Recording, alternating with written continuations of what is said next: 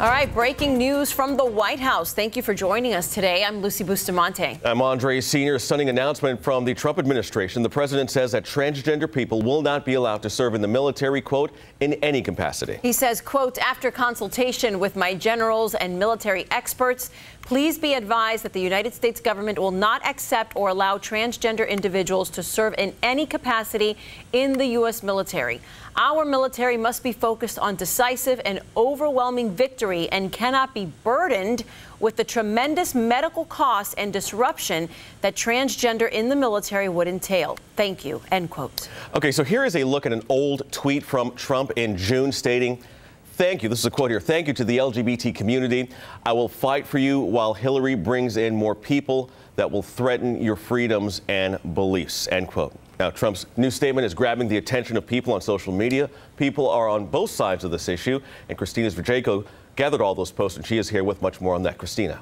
Yeah, of course, the reactions are on both in support and opposition of the president's statement. Let's take a look first at our governor, Terry McAuliffe. He responded on Twitter saying, the military isn't a platform for your backward anti-LGBT agenda. A lot of our viewers chimed in, echoing similar thoughts. Allison Fortin said, why does it matter what a person identifies with? They're fighting and defending for our country. Not all agreed, though. Jonathan Fortune said, U.S. military needs warriors, not these confused, easygoing losers. I agree with the president 100%. You can imagine that response got a lot of backlash on our Facebook. And of course, we want to hear from you.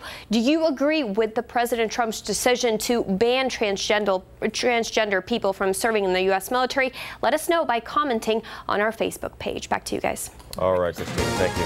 All right, 7 people are in the hospital after a gas leak. Chesapeake officials say that a city fueling site leaked around 7:30 this morning. The site is located at Hollowell Lane. Our Allie Weatherton is in Chesapeake with the latest on this leak. What do we know, Allie?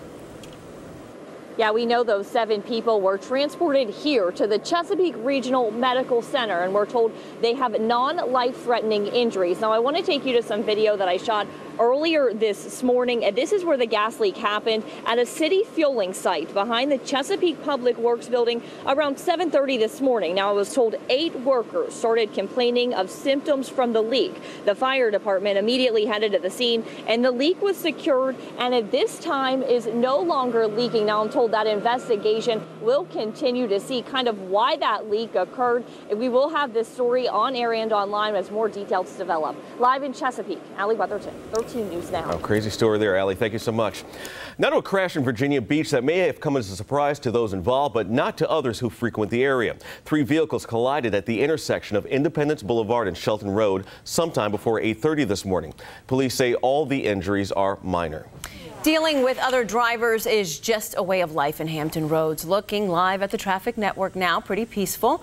New data from the DMV reveals the intersections where you are most likely to get into a crash. Take a look at this.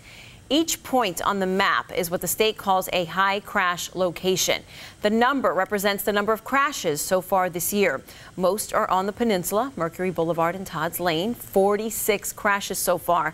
On the south side, the state says 21 people wrecked at Independence Boulevard and Bonnie Road in Virginia Beach. Well, new at noon, the man accused of shooting another man in an auto body shop just a day ago made his first appearance in court this morning. That's right. Police say that Michael Taylor targeted an employee of Ebby's Auto Painting and Collision Repair in Williamsburg. Taylor barricaded himself inside the business for several hours before deputies ultimately used gas and a stun gun to subdue him. Our Nico Clemens was at the courthouse this morning and has more details about the shooting. Do you have any questions? No, not really. A calm and self-controlled Michael Taylor as he sat before a judge Wednesday morning. Investigators say 24 hours ago, Taylor's actions were anything but calm. Taylor faces several charges, including attempted murder, following this chaotic scene Tuesday. York-Poquoson Sheriff Danny Diggs says Taylor made his way to Ebby's Auto Painting and Collision to settle a dispute with one of the employees. Court documents show Taylor approached another employee with a gun, demanding to see Joey the painter, who is revealed as Joseph St. Clair. The employee and the business owner escorted Taylor towards St. Clair. Investigators say seconds later, Taylor shot St. Clair several times. They heard popping, like pop, pop, pop, pop. Michael Herod watched the scene unfold. It's just hard to predict what's going on in people's minds and what situation they're in. According to court documents, during an interview, Taylor stated he hopes that expletive dies. Officials say St. Clair is still in the hospital this afternoon.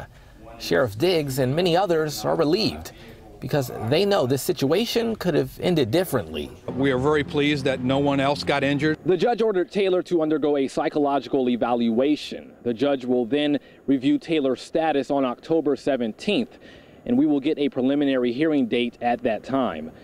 In York County, I'm Nico Clemens, 13 News Now. Well, Virginia Beach City Hall has its fair share of problems, and now City Council is asking for your advice. They're holding a public input meeting tonight at the Virginia Beach Convention Center from 6 to 8. It will also be streamed on Facebook.